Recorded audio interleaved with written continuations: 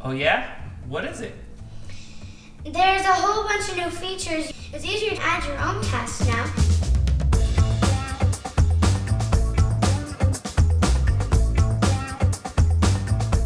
You can add notes and links to do it yourself, videos, and websites. You can add a photo and you can share the task with Mom. If they had done that before, I would have remembered to maintain this garbage disposal all along instead of trying to fix it now.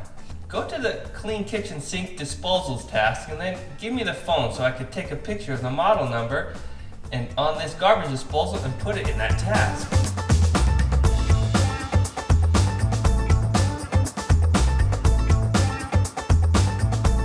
And they have a shopping list so you can add tools and materials that you need to buy.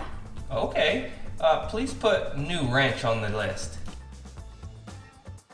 And you can look up home improvement stores near here on a map so you can go to them to get what you need. Look at this, Daddy. We can keep track of our progress for the year on the stats page so we know how well we're maintaining the house. Oh, that's great. Stay on top of your home's maintenance with Home Gnome 2.0, available at the App Store.